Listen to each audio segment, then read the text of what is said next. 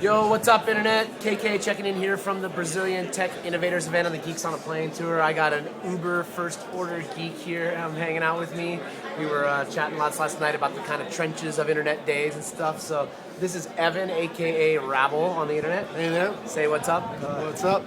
So you live in Uruguay and you got a Rails kind of development firm going on down there? Yeah, basically I moved to Uruguay because I wanted something different. I wanted to try something different, and I basically started hiring my friends. I started hiring like the local Ruby developers, and I said, "What the fuck? I'm going to make a kick-ass development environment where people really love to work." Right. Awesome. And remove all the bullshit. And you got a deep seated experience in Rails. We were talking last night about the early on days where maybe you were like one of the only or few. When I started, I downloaded the very first version of Rails, and there were 5 people doing Ruby on Rails development when I started in the world. And I thought it was really awesome, man. I thought it was really amazing. And I went around for about 6 or 8 months, and I basically like pitched Rails. I'm like, Rails is so cool. Yeah. You guys are gonna love it. And people are like, what's Ruby? and why shouldn't we just build it in Java or PHP? Right. And so I've been doing Rails a long time. And yet now the world has come around. Now they see the wisdom. Yeah, well, now we've changed everyone's mind. Right. And now we're the establishment. Yeah.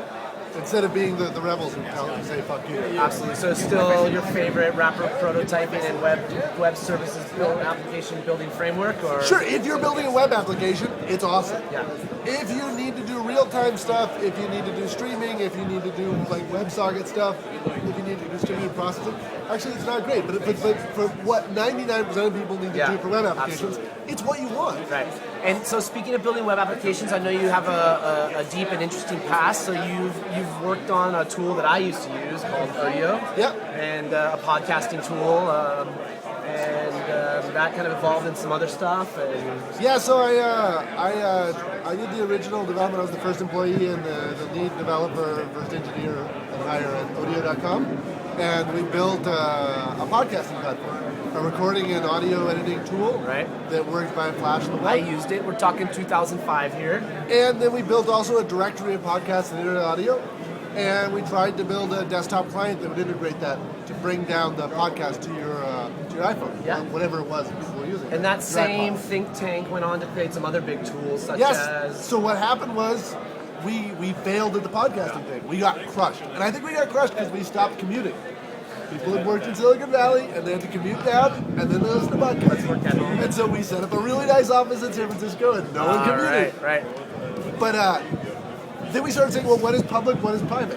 And we started making these, instead of recording audio for podcasting, we're like, well, what if we record audio and send the voicemail? Like, what if we're emailing audio back and forth?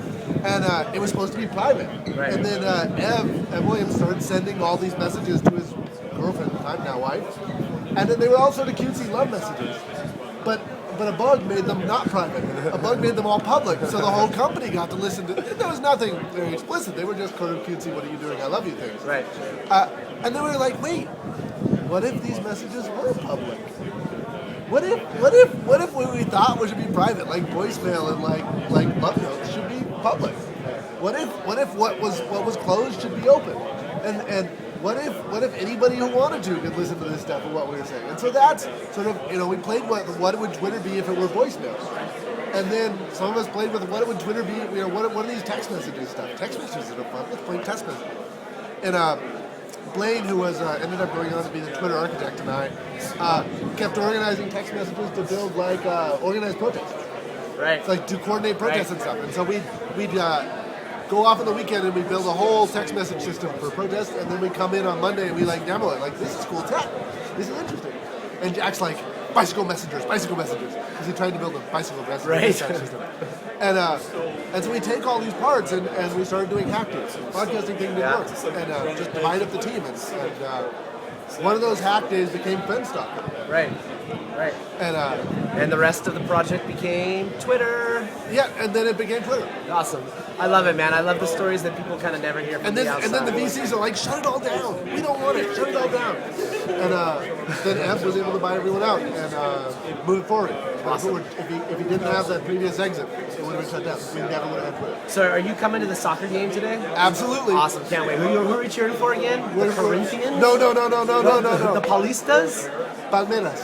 Palmeiras. Okay. Yeah. You got to be very careful to cheer for the right I've been team. told to take my green scarf off. No, green's good. All right, We're on the green is good. Yeah. All right, Internet, we're going to sign off. Over now from Sao Ciao. Paulo, Brazil. Check him out, Rabble, on the Internet.